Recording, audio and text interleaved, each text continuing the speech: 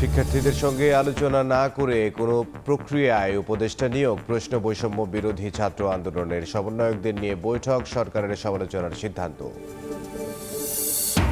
1 বছরেও চালু হয়নি খুলনা মোংলা রেলপথে পণ্যবাহী ট্রেন, হতাশ ব্যবসায়ীরা, সমস্যায় জর্জরিত খুলনার জাহাজ নির্মাণ শিল্প, রাজনৈতিক পট পরিবর্তনে পলাতক নৌযান মালিকরা।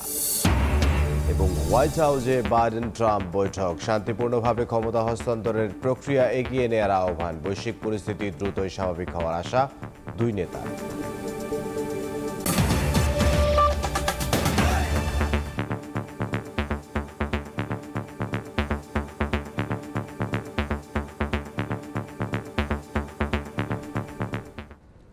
ভোরের সময় সঙ্গে আছে আমি ইমদাদুল হক। এ যেন শস্যের মধ্যে ভূত। চিকিৎসা নিতে এসে পদে পদে হয়রানির আরেক নাম বরিশাল শের-ই-বাংলা মেডিকেল কলেজ হাসপাতাল। অনিয়ম দুর্নীতিতে জড়িত থাকার অভিযোগ কর্মকর্তা কর্মচারীদের বিরুদ্ধে।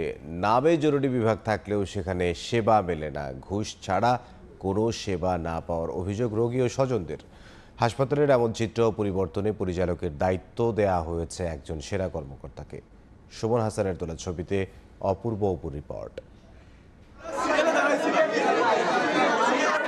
হঠাৎ দেখলে মনে হতে পারে ঈদের ছুটিতে ট্রেন স্টেশন কিংবা লঞ্চ ঘাটের টিকিট কাটতে এই দীর্ঘ লাইন, কিন্তু তেমনটি নয়। এটি বরিশাল শের-ই-বাংলা মেডিকেল কলেজ হাসপাতালের প্রতিদিনকার চিত্র একটু স্বাস্থ্যসেবা পেতে। এখানে রোগীদের মাঝে প্রতিদিনই হাতাহাতির ঘটনা ঘটে নানান ধরনের বিশৃঙ্খলা। রোগীদের মাঝে রয়েছে অন্তহীন অভিযোগ এখানকার স্বাস্থ্যসেবা নিয়ে। হাসপাতালটির আউটডোরে সেবা নিতে রোগীদের অভিযোগ, চিকিৎসা নিতে আসলে এখানে উল্টো ভোগান্তিতে পড়তে হয়। এই যেমন বরিশালের নতুল্লাবাদ এলাকার আজিজুর রহমান, স্ত্রীর 1 সপ্তাহ ধরে ঠান্ডা কাশি। 2.5 ঘন্টা লাইনের পর চিকিৎসক রমজান আলীকে দেখালে বেশ কিছু পরীক্ষা দেন। হাসপাতালের প্যাথোলজি ল্যাবে গেলে জানায় পরীক্ষাগুলো বাহির থেকে করাতে হবে, লাগবে অনেক টাকা। কিন্তু রোগীর সন্দেহ, সামান্য জ্বর কাশিতে এত পরীক্ষা? তাৎক্ষণিক নতুন করে টিকিট কেটে একই হাসপাতালের মেডিসিনের আরেক চিকিৎসক ইসরাত জাহানকে দেখান। তবে সেই চিকিৎসক কোনো পরীক্ষা না দিয়ে কেবল ওষুধ লিখে দেন। একই রোগে 2 রকম চিকিৎসায় ক্ষুব্ধ হয়ে চিকিৎসক রমজানের বিরুদ্ধে কমিশন বাণিজ্যের অভিযোগ তোলেন রোগীর স্বজনরা। টেস্টগুলো অধিকাংশই বাইরের এবং খুব দামি টেস্ট, যেটা আমাদের গরিব মানুষের জন্য আসলে করা মানে ইম্পসিবল। বিলিরুবিন টেস্টটা দিছি, আর লিভারে কোনো সমস্যা হলে বমি করতে পারে, তার টেস্ট আমাদের পরমাণুতে করতে দিছি। আর কাশি, খুব কাশি, তো এটা জটিলের কিছু মনে হয়। আমি তো ডাইরেক্ট হাসপাতালে বসে দিছি, সরাসরি হাসপাতালে বসে দিছি। রোগীদের অভিযোগ, জরুরি বিভাগে প্রাথমিক চিকিৎসা পান না তারা। তবে এ নিয়ে ক্যামেরার সামনে কথা বলতে চাননি দায়িত্বপ্রাপ্তরা। আমি আমার পরিচালক স্যারের অনুমতি ছাড়া আমি যে কোনো মিডিয়াতে আসলে কোনো বক্তব্য দিতে পারি না। এর জন্য টাকা দিছি আমি। আচ্ছা, আপনার কি এটা দায়িত্ব কাজ? না না না না না, আমার আমি এখন কি করবেন এখন? এখন এই কাজ একজন এই বেকারই এই নেবে, এটাই নেবে। অনেকে আছে আবার নির্ধারিতভাবে নেয়, ঠিক আছে, আর কি রোগীর কাছ থেকে করে নেওয়ার চেষ্টা করে। প্রত্যেক পদে পদেই আমাদেরকে টাকা দিয়ে সেবা নিতে হচ্ছে। যেখানে বলছে ওখানে আমি পরীক্ষা করাই না দেখে এখন বাচ্চারে দেখবে না। 3 ঘন্টা এই লাইনে ছিল, কিন্তু তারপরও সিরিয়াল পায় না। ডাক্তারদের অবহেলা। টাকা দিতে পারে তাহলে সেই ওষুধ মেলে, নাহলে ওষুধ মেলে না। ব্যক্তিগত চেম্বারে সময় দেওয়ার কারণে এখানে তাদের সময় দেওয়ার ইচ্ছা থাকে না। সিরিয়াল আছে, কিন্তু ওনারা একসাথে 4টা-5টা করে টিকিট নিয়ে যাচ্ছে। তারা বলে যে এই জায়গার মেশিন নষ্ট, হয় না ওই হয় না, কইয়া সার্জবেট করাইছে, শ্বাস মারা পর্যন্ত করছে একটা, হেয়ার পর অপারেশন হয়েছে। অভিযোগ আছে হাসপাতালের প্যাথোলজিক্যাল বিভিন্ন বিভাগ কোনোটি মাস, কোনোটি বছরের পর বছর অকেজো অবস্থায় পড়ে আছে। বেসরকারি ডায়াগনস্টিক ল্যাবে পাঠাতে রোগীদের বাধ্য করা হয়। কমিশন ব্যবসায় জড়িত কতিপয় ডাক্তার ও স্টাফ। সময়ের ক্যামেরায় ধরাও পড়ে সেই নৈরাজ্য। আপনারা এখানে ফিল্ম এক্সরে হয় না, ফিল্ম নেই, সেই চিকিৎসা সেবা নেই। ফিল্ম আমাদের সাপ্লাই দিতে পারতেছে না। কয় মাস পর্যন্ত? প্রায় 2 মাসের মতো, 3 মাস। মনোবল হলো মাত্র 500 বেডের, তাও অর্ধেক নাই। একটা রোগী যখন জরুরি বিভাগে আসে বা আউটডোরে আসে, জনবলের সমস্যা দিয়েই প্রথম তারা ভোগান্তিতে পড়ে। কোনোভাবে ডাক্তারের কাছে গেলে তারা চিকিৎসা পায়, কিন্তু পরবর্তীতে আমরা সব রকম পরীক্ষার ব্যবস্থা নাই বা সব রকম লজিস্টিক্স নাই, এগুলো সবগুলো নিয়ে আমাদের কাজ করতে হবে। তবে পরিবর্তনের ছোঁয়া লেগেছে হাসপাতালের খাবার ব্যবস্থায়। সময় সংবাদের ধারাবাহিক প্রতিবেদনে পরিষ্কার পরিচ্ছন্নভাবে রোগীদের জন্য তৈরি হচ্ছে খাবার। কাগজে কলমে 500 বেডের হলেও গড়ে রোগী থাকে 4 থেকে 4,500। অব্যবস্থাপনার পাহাড় তৈরি হয়েছে স্বীকার করে একজন সেনা কর্মকর্তাকে এই হাসপাতালের দায়িত্ব দেওয়া হয়েছে জানিয়ে তার আগমনের মধ্য দিয়ে হাসপাতালের চিকিৎসা সেবা নিশ্চিত হবে বলে প্রত্যাশা সংশ্লিষ্ট সকলের। অপূর্ব অপু, সময় সংবাদ, বরিশাল। শিক্ষার্থীদের সঙ্গে আলোচনা করে কোন প্রক্রিয়ায় উপদেষ্টা নিয়োগ করা হয়েছে তা নিয়ে প্রশ্ন তুলেছে বৈষম্য বিরোধী ছাত্র আন্দোলন। বুধবার সমন্বয়ক দিন নিয়ে 4 ঘন্টা বৈঠক শেষে সরকারের পাশে থেকে ভুল সিদ্ধান্তের সমালোচনা করবে বলে মন্তব্য করেছেন মুখ্য সংগঠক আব্দুল হান্নান মাসুদ। আগামী 1 থেকে 1.5 মাসের মধ্যে সংগঠনের পূর্ণাঙ্গ কমিটি করা হবে বলেও জানিয়েছেন তিনি। নানা ঘটনা প্রবাহের জুলাই অভ্যুত্থানের ফসল ডক্টর ইউনূসের নেতৃত্বে অন্তর্বর্তীকালীন সরকার। 10 নভেম্বর সরকারের কলেবর বাড়িয়ে নেওয়া হয়েছে নতুন 3 উপদেষ্টা। 3 জনের মধ্যে নতুন 2 উপদেষ্টা নিয়োগের বিরোধিতা করছে বৈষম্য বিরোধী ছাত্র আন্দোলন। এবার বৈষম্য বিরোধী ছাত্র আন্দোলনের সমন্বয়কদের বৈঠকে প্রশ্ন তোলা হয়, ছাত্রদের সঙ্গে আলোচনা ছাড়া কোন প্রক্রিয়ায় উপদেষ্টা নিয়োগ হয়েছে। সরকারের পাশে থেকে ভুল সিদ্ধান্তের সমালোচনা করার কথাও জানান তারা। ছাত্র জনতার সাথে কেন কনসাল্ট না করে তাদের মতামত না নিয়ে উপদেষ্টা কেন নিয়োগ করা হবে এবং কি প্রক্রিয়ায় নিয়োগ হচ্ছে এটা আমরা জানতে চাইছি। সরকারের যে কোনো ব্যর্থতা, সেটা দ্রব্যমূল্য নিয়ন্ত্রণে যদি সরকার গাফিলতি করে বা অন্য যে কোনো ক্ষেত্রে আমরা আওয়াজ তুলব এবং আমরা অবশ্যই সরকারকে চাপ দিব যাতে করে সেক্ষেত্রে একটা ফলপ্রসূ সমাধান আসতে পারে। বুধবার বাংলা মোটরে 4 ঘন্টা অভ্যন্তরীণ বৈঠক চলে। বিপ্লবের 100 দিন উপলক্ষে আন্দোলনের শহীদ এবং আহতদের নিয়ে দিনব্যাপী কর্মসূচি পালন করার কথা জানায় বৈষম্য বিরোধী ছাত্র আন্দোলন। 100 দিন উপলক্ষে সারাদিন ব্যাপী আমরা একটা কর্মসূচি নিয়েছি। সেই দিন আমরা পুরোপুরি শহীদ এবং আহতদের জন্য বৈষম্য বিরোধী ছাত্র আন্দোলন যাদের ত্যাগ আছে তাদের জন্য আমরা উৎসর্গ করতে চাচ্ছি। সংগঠনের মধ্যে বিভাজন আছে কিনা এমন প্রশ্নে মুখ্য সমন্বয়ক জানান, বিভাজন নেই। শিগগিরই পূর্ণাঙ্গ কমিটি ঘোষণা করবেন তারা। বৈষম্য বিরোধী ছাত্র আন্দোলনের মধ্যে কোনো ধরনের ন্যূনতম বিভাজন নেই। আমরা সিদ্ধান্ত নিয়েছি আমরা অতি দ্রুত একটা নির্বাহী কমিটি করব এবং কয়েকটি সেল করে নিব, যে সেলের মাধ্যমে মানুষের সাথে বৈষম্য বিরোধী ছাত্র আন্দোলনের যে সাংগঠনিক কার্যক্রম, প্ল্যাটফর্মের যে কার্যক্রম, সেটা পরিচালিত হবে। সমন্বয়করা জানান, আগামী 10 দিনের মধ্যে পরবর্তী রূপরেখা ঠিক করা হবে। রাষ্ট্র ব্যবস্থা সংস্কারের দায়বদ্ধতায় জুলাই আন্দোলনকে ব্যর্থ হতে দেবে না বৈষম্য বিরোধী ছাত্র আন্দোলন। সানবীর রূপল, সময় সংবাদ, ঢাকা। ভোরের সময় আরও থাকছে। নানা সমস্যায় আর্থিক ক্ষতির মুখে খুলনা অঞ্চলের পোলট্রি শিল্প। ঋণ নিয়েও ঘুরে দাঁড়াতে পারছেন না খামারিরা। বন্ধ 6 শতাধিক খামার, ভর্তুকির দাবি সংশ্লিষ্টদের। বিএনপি মহাসচিব মির্জা ফখরুল ইসলাম আলমগীর বলেছেন, সংস্কার নয়, অন্তর্বর্তী সরকারের মূল কাজ নির্বাচনের ব্যবস্থা করা। আর দলটির স্থায়ী কমিটির সদস্য ডক্টর মঈন খান বলেছেন, সরকার যত দ্রুত নির্বাচনের পথে হাঁটবে ততই মঙ্গল। সরকারকে ব্যর্থ ও বিভ্রান্ত করতে ষড়যন্ত্র চলছে বলেও মনে করেন বিএনপি নেতারা। উপদেষ্টা পরিষদের নতুন নিয়োগ, বঙ্গভবন থেকে শেখ মুজিবুর রহমানের ছবি সরানো সহ নানা আলোচনা আর সমালোচনায় চাপ সৃষ্টি হচ্ছে অন্তর্বর্তীকালীন সরকারের উপর। রাজধানীর নয়াপল্টনে ভাসানী মিলনায়তনে জাতীয়তাবাদী ওলামা দলের এক অনুষ্ঠানে যোগ দিয়ে বিএনপি চেয়ারপারসনের উপদেষ্টা জয়নুল আবদিন ফারুক বলেন, বিতর্কিত ব্যক্তিরা যেন বর্তমান সরকারের ঠাঁই না পায়। দেশ আজ একটা ষড়যন্ত্রের মুখে। বিতর্কিত ব্যক্তিরা প্রশাসনে যাবে আর আওয়ামী প্রেতাত্মারা এখনো মন্ত্রণালয়গুলো পরিচালনা করবে, সেটা তো হতে পারে না। এদিকে রাজধানীর মালিবাগে দ্য মিলেনিয়াম ইউনিভার্সিটি আয়োজিত গোলটেবিল বৈঠকে প্রধান অতিথির বক্তব্যে বিএনপির স্থায়ী কমিটির সদস্য ডক্টর মঈন খান বর্তমান সরকারের বৈধতা নিয়ে কেউ প্রশ্ন না তুললেও অন্তর্বর্তীকালীন সরকারের অধ্যাদেশ জারি করা কতটা যৌক্তিক তা নিয়ে শঙ্কা প্রকাশ করেন। তাহলে এই সরকারের মনে এই ভয় কেন ঢুকলো যে মানুষ তার আইনসঙ্গত অবস্থান নিয়ে প্রশ্ন তুলবে? কাজে সেটাকে কাটানোর জন্য একটি ইন্ডেমনিটি অ্যাড করতে হবে। সুষ্ঠু নিরপেক্ষ নির্বাচনের মাধ্যমে এদেশে একটি জনগণের সরকার প্রতিষ্ঠা করতে হবে।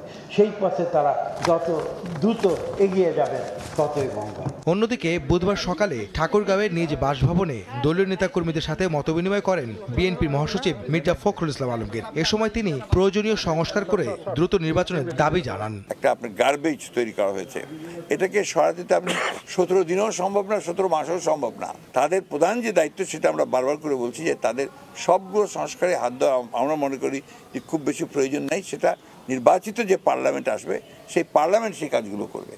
এখানে এই সরকারের মূলত দায়িত্ব হবে ওই নির্বাচনের জন্য একটি আপনার লেভেল প্লেইং ফিল্ড তৈরি করা। মতবিনিময়ের আগে জেলা বিএনপি কার্যালয়ের নতুন ভবনের ভিত্তিপ্রস্তর উদ্বোধন করেন বিএনপি মহাসচিব আহমেদ সালেহীন, সময় সংবাদ, ঢাকা।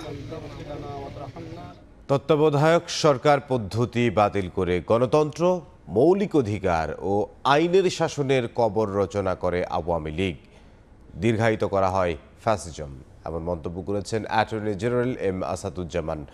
পঞ্চদশ সংশোধনের বৈধতা নিয়ে রুল শুনানিতে তিনি একথা বলেন। শেখ মুজিবুর রহমানকে জাতির পিতা ৭ মার্চের ভাষণ অন্তর্ভুক্ত করা সংবিধানের মৌলিক চেতনার পরিপন্থী বলে মনে করেন তিনি। জনমত যাচাইয়ে গণভোটের বিধান আবারও সংবিধানে ফিরিয়ে আনার পক্ষে মত তার। সংবিধানের পঞ্চদশ সংশোধনীর মাধ্যমে তত্ত্বাবধায়ক সরকারের বিধানে শেষ পেরেক ঠুকে দেয় আওয়ামী লীগ। এছাড়া অসাংবিধানিকভাবে ক্ষমতা দখলকে রাষ্ট্রদ্রোহ অপরাধের বিধানসহ ৭ মার্চের ভাষণকে অন্তর্ভুক্ত করা হয় সংবিধানে। বুধবার পঞ্চম দিনের মতো পঞ্চদশ সংশোধনীর বৈধতা নিয়ে রুলের শুনানি হয় উচ্চ আদালতে। শুনানিতে অ্যাটর্নি জেনারেল বলেন, তত্ত্বাবধায়ক সরকার পদ্ধতি বাতিল করে গণতন্ত্র, মৌলিক অধিকার ও আইনের শাসনের কবর রচনা করা হয়েছে। তত্ত্বাবধায়ক সরকারের ব্যবস্থা যে বাতিল করা হয়েছে পঞ্চদশ সংশোধনীর মাধ্যমে, সেই বাতিলটা গণতন্ত্রের বুকে কুঠারাঘাত করা হয়েছে। 15th অ্যামেন্ডমেন্টের টোটাল স্কিমটাই হলো বাংলাদেশের গণতন্ত্র ধ্বংস করা, ফ্যাসিজমকে প্রলং করা, বাংলাদেশে মুক্তিযুদ্ধের মধ্য দিয়ে অর্জিত যে বাংলাদেশ, সেই চেতনাকে ভুলুণ্ঠিত করা, সুপ্রিমেসি অব দি কনস্টিটিউশন যেটা, সেইটাকে লঙ্ঘন করা। শেখ মুজিবুর রহমানকে জাতির পিতা এবং ৭ মার্চের ভাষণ অন্তর্ভুক্ত করা সংবিধানের মৌলিক চেতনা পরিপন্থী বলেও মনে করেন রাষ্ট্রের সর্বোচ্চ আইন কর্মকর্তা। বাংলাদেশের মুক্তিযুদ্ধের ওনার অবদান অনস্বীকার্য। রাজনৈতিক নেতৃত্ব হিসাবে উনি অনেক উপরের মানুষ, কিন্তু একজন ব্যক্তি সব কিছু করেছেন, একজন ব্যক্তি সব কিছু।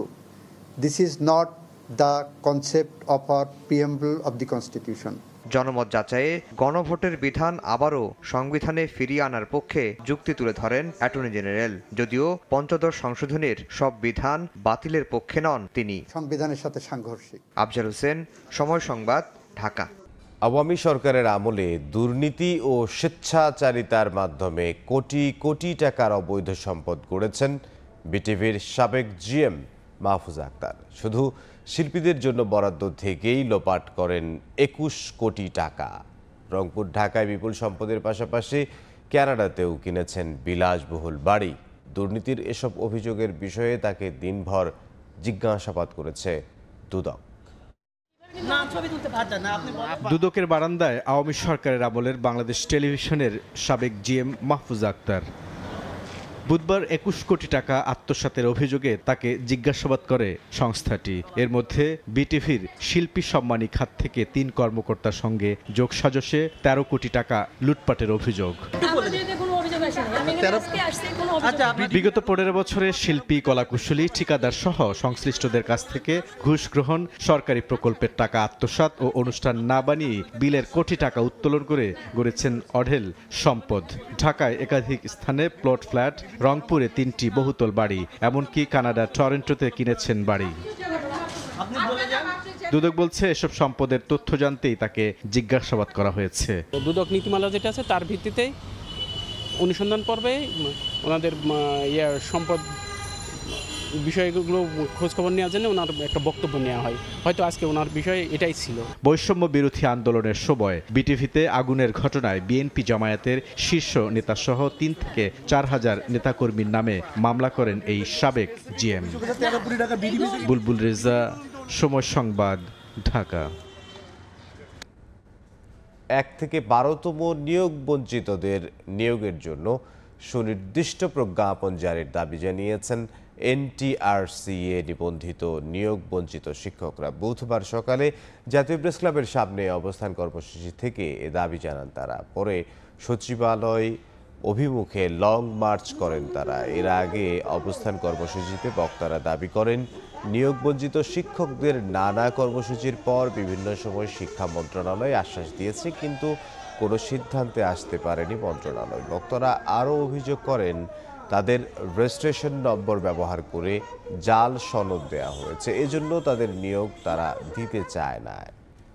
মুন্সিগঞ্জের গজারিয়ায় পরিবেশ দূষণকারী 4টি কারখানায় অভিযান চালিয়েছেন ভ্রাম্যমাণ আদালত। এ সময় 2টি কারখানাকে জরিমানা করা হয়েছে মোট 2 লাখ টাকা। বুধবার বিকেল থেকে রাত পর্যন্ত সেনাবাহিনী ও পুলিশের সহায়তায় অভিযান চালায় গজারিয়া উপজেলা নির্বাহী কর্মকর্তা কোহিনুর আক্তারের ভ্রাম্যমাণ আদালত। নির্দেশনা অমান্য করে কার্যক্রম চালানোয় গুঁড়িয়ে দেয়া হয় একটি কারখানার চুল্লি। এছাড়া বালুয়াকান্দি এলাকায় একটি ব্যাটারির সীসা গলানোর কারখানাকে 1.5 লাখ টাকা ও জামালদি এলাকায় একটি মার্বেল কারখানাকে 50,000 টাকা জরিমানা করা হয়। এ সময় বৃহস্পতিবারের মধ্যে 2টি কারখানা সরিয়ে নেয়ার নির্দেশ দেন ভ্রাম্যমাণ আদালত। শিক্ষার্থীদের ঝরে পড়ার হার কমাতে প্রাথমিকভাবে 150টি উপজেলার স্কুলে মিড ডে মিল চালুর সিদ্ধান্ত নিয়েছে সরকার। পর্যায়ক্রমে সারা দেশে সম্প্রসারিত হবে এ কার্যক্রম। বুধবার এক সেমিনারে এ তথ্য জানিয়েছেন প্রাথমিক ও গণশিক্ষা উপদেষ্টা। মাদ্রাসার কারিকুলাম সরকারের নিয়ন্ত্রণে নেই বলে উল্লেখ করেন তিনি। দেশে শতভাগ সাক্ষরতার হার অর্জনের পথে সবচেয়ে বড় বাধা প্রাথমিকের শিক্ষার্থীদের ঝরে পড়া। ইউনিসেফ ও পরিসংখ্যান ব্যুরোর মতে 2022 সালে বাংলাদেশে প্রাথমিক স্তরে শিক্ষার্থী ঝরে পড়ার হার গড়ে 3.1% জন। আর করোনা পরবর্তী প্রভাবে এ হার প্রতিনিয়তই বেড়েই চলেছে। বুধবার রাজধানীর একটি হোটেলের জাতীয় প্রাথমিক শিক্ষা একাডেমির আয়োজনে শিক্ষার্থী ঝরে পড়া বিষয়ক নতুন এক গবেষণা প্রকাশ করা হয়, যেখানে ময়মনসিংহ সদর উপজেলায় মোট 44টি সরকারি প্রাথমিক বিদ্যালয়ে গবেষণা চালিয়ে ঝরে পড়ার জন্য 12টি কারণ উল্লেখ করা হয়। ওই প্রতিবেদন অনুযায়ী সরকারি প্রাথমিক বিদ্যালয়ে বর্তমানে ঝরে পড়ার হার 10% ছাড়িয়ে গেছে। সেমিনারে প্রধান অতিথি হিসেবে অংশ নিয়ে প্রাথমিক ও গণশিক্ষা উপদেষ্টা বলেন, সাক্ষরতার হার শতভাগে নিতে বর্তমান সরকার বদ্ধপরিকর। তবে শিক্ষার্থী ঝরে পড়ার কারণ হিসেবে মাদ্রাসা শিক্ষা নিয়েও কথা বলেন তিনি। মাদ্রাসাগুলোতে যে তারা কারিকুলাম পড়াচ্ছে বা কি করছে, এটা কিন্তু গভর্নমেন্ট হিসেবে আমাদের অনেক ক্ষেত্রেই বিষয়টা আমাদের তত্ত্বাবধানে নয়, এবং আমরা ঠিক জানি না তারা কি পড়াচ্ছে, এবং সেক্ষেত্রে আমাদের নিয়ন্ত্রণ নাই। অনেক ক্ষেত্রে আমাদের সমাজ পরিবর্তিত হচ্ছে, সারা দুনিয়া পরিবর্তিত হচ্ছে। তো সেই উপযোগী যদি করতে হয় একটা বাচ্চাকে, তাহলে যেটা প্রয়োজন সেটা হচ্ছে তাকে শিখতে শেখানো, তাকে যৌক্তিকভাবে চিন্তা করতে শেখানো। সারা দেশে প্রাথমিকভাবে 150 উপজেলার স্কুলে মিড ডে মিল চালুর সিদ্ধান্ত হয়েছে। পর্যায়ক্রমে সারা দেশে এই প্রক্রিয়া চালু করার কথাও জানানো হয় সেমিনারে। সবগুলো স্কুলে চালু করব মিড ডে মিল। উম্মে হানি, সময় সংবাদ, ঢাকা। জানুয়ারিতেই শিক্ষার্থীদের হাতে নতুন বই তুলে দিতে চায় সরকার। গতকাল বিকেলে সচিবালয়ে সরকারি ক্রয় সংক্রান্ত উপদেষ্টা কমিটির বৈঠক শেষে অর্থ উপদেষ্টা জানান, ছাপানোর কাজ শেষ করতে অর্থ ছাড়ের অনুমোদন দেয়া হয়েছে। জ্বালানি সংকট কাটাতে 1354 কোটি টাকার LNG আমদানির অনুমোদনও দিয়েছে কমিটি। এর আগে PKSF এর এক অনুষ্ঠানে উপদেষ্টা জানান, বাজারে বিশৃঙ্খলার কারণে শুল্ক কমানোর পরও কমছে না নিত্যপণ্যের দাম। 1 জানুয়ারি বই উৎসবকে সামনে রেখে এগিয়ে চলছে বই ছাপানোর কাজ। বিকেলে সচিবালয়ে অর্থনৈতিক বিষয়ক ও সরকারি ক্রয় সংক্রান্ত উপদেষ্টা কমিটির বৈঠক শেষে অর্থ উপদেষ্টা জানান, সময় মতো বই ছাপানোর কাজ শেষ করতে অর্থ ছাড়ের অনুমোদন দেওয়া হয়েছে। ইফতাদিয়া মাদ্রাসা এবং কারিগরি বোর্ডের ট্যাক্স বইগুলো আমরা অ্যাপ্রুভ করেছি। আমরা অ্যাসিওর করছি ওনারা শিক্ষা মন্ত্রণালয় জানুয়ারির প্রথম দিকে ছিল, ওরা যত বইরা এই ষষ্ঠ এবং সপ্তম শ্রেণীর সারের যে আগের যে অনেকগুলো বকেয়া পাওনা ছিল আগের সরকারে, এইগুলো আমরা অলরেডি শোধ করে দিয়েছি। কিছু কিছু আবার জমা হচ্ছে, সেগুলো আমরা দেব। বৈঠকে জ্বালানি মন্ত্রণালয়ের অধীনে স্পট মার্কেট থেকে 1354 কোটি টাকার 2 কার্গো LNG, 408 কোটি টাকার TSP ও ইউরিয়া সার কেনারও অনুমোদন দিয়েছে কমিটি। এর আগে সকালে রাজধানীর আগারগাঁওয়ে পল্লী কর্মসহায়ক ফাউন্ডেশন PKSF দিবসের অনুষ্ঠানে অর্থ উপদেষ্টা বলেন, বাজারে ব্যাপক বিশৃঙ্খলা থাকায় শুল্ক কমানোর পরও কমছে না পণ্যের দাম। এত রকম একটা বিশৃঙ্খলার সৃষ্টি হয়েছে, এবং আমাদের তো এটা সামাল দিতে বলে যে লোকজন একটু অধৈর্য। আমি কিছুদিন বাণিজ্য মন্ত্রণালয়ে ছিলাম, অজস্র গালাগাল করতো আমাকে, ডিমের দাম কমছে না, পেঁয়াজের দাম কমছে না, অথচ এমপির চেয়ারম্যান সব ডিউটি আমরা কমিয়ে দিলাম, তাই না? দাম কমে না। এ সময় তিনি জানান, আর্থিক খাতে সংস্কারে অন্তর্বর্তী সরকার কাজ করলেও দীর্ঘমেয়াদী সংস্কার করবে নির্বাচিত সরকার। কাজল আব্দুল্লাহ, সময় সংবাদ, ঢাকা। খুলনা মোংলা রেলপথে পণ্যবাহী ট্রেন চলা শুরু হয়নি 1 বছরেও। বিপুল অঙ্কের টাকা খরচ করে তৈরি এ রেলপথ দিয়ে মোংলা বন্দরে আমদানি করা পণ্য দেশের বিভিন্ন প্রান্তে কম খরচে পরিবহনের সুযোগ না মেলায় হতাশ ব্যবসায়ীরা। যদিও রেল কর্তৃপক্ষ বলছে প্রস্তুতি শেষ পর্যায়ে, দ্রুত বিভিন্ন রুটে মোংলা থেকে পণ্য পরিবহন ট্রেন চালু হবে। আব্দুল্লাহ আল মামুন রুবেলের প্রতিবেদন, ছবি তুলেছেন আব্দুল হালিম। প্রতিবেশী দেশগুলোর সঙ্গে পণ্য পরিবহন সহজ ও মোংলা বন্দরকে আরও গতিশীল করতে 2010 সালে খুলনা মোংলা রেলপথ নির্মাণের উদ্যোগ নেওয়া হয়। 4 দফায় মেয়াদ বাড়িয়ে এই রেলপথ নির্মাণ কাজ শেষ হয় 2023 সালে। 91 কিলোমিটার এই রেলপথে 9টি প্ল্যাটফর্ম, রূপসা নদীর উপর 5.13 কিলোমিটার দৈর্ঘ্যের রেল সেতু সহ 107টি ছোট সেতু ও 9টি আন্ডারপাস রয়েছে।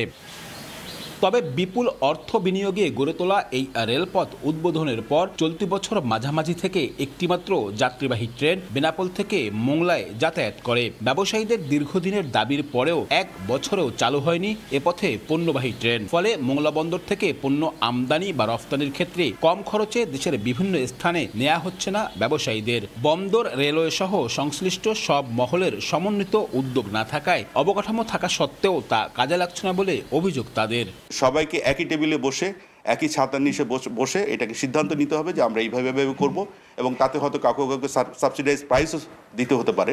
সেই ক্ষেত্রে এটা ভাইবেল করা সম্ভব। রেল লাইনে আমরা পণ্য পরিবহন করতে পারতাম, সেক্ষেত্রে আমাদের আর্থিক যে সাশ্রয় হতো, ব্যবসা বাণিজ্যের পরিধি বাড়তো এবং পণ্যের যে প্রাইস মূল্য সেক্ষেত্রে আমাদের কিছু কমতে পারতে জনগণ সুবিধা পেত। অর্থনীতিবিদরা বলছেন, এই বিপুল বিনিয়োগকে অর্থনৈতিকভাবে লাভজনক করতে এবং একই সঙ্গে দক্ষিণাঞ্চলের অর্থনৈতিক নতুন সম্ভাবনার দ্বার খুলতে পণ্যবাহী রেল চলাচলের উদ্যোগ জরুরি। লোকোমোটিভ সংগ্রহ করা, পাশাপাশি কন্টেনার ক্যারেজ এবং নর্মাল মালবাহী ক্যারেজগুলোকে সংগ্রহ করা, এটা যত বেশি করতে পারবো আমাদের এই লক্ষ্য অর্জনটা তত সহজ হবে। যত আমরা দেরি করবো কস্ট বেনিফিট অ্যানালাইসিসে আমরা প্রত্যেক বছরই কিন্তু it will be losing concern. Railway সূত্র বলছে, কোচ, ইঞ্জিন আর লোকবল সংকটে নতুন রেলপথে পণ্যবাহী ট্রেন চালু হচ্ছে না। যদিও প্রকল্প সংশ্লিষ্টদের দাবি প্রস্তুতি শেষ পর্যায়ে, দ্রুতই এ পথে চলবে পণ্যবাহী ট্রেন। পলিসি লেভেলে কাজ চলছে এবং একটা সমন্বিতভাবে একটা নতুন টাইম টেবিলের প্রণয়নের কাজও চলছে। আমরা আশ্বস্ত করতে চাই খুব তাড়াতাড়ি হয়তো আমরা এই বিষয়ে ফলাফল পাবো একাধিক ট্রেন চলার ব্যাপারে। বৈদেশিক ঋণ সহায়তায় নির্মিত এই রেল প্রকল্পটি বাস্তবায়ন করেছে 2 বিদেশি ঠিকাদারি প্রতিষ্ঠান L&T এবং ইরকন ইন্টারন্যাশনাল।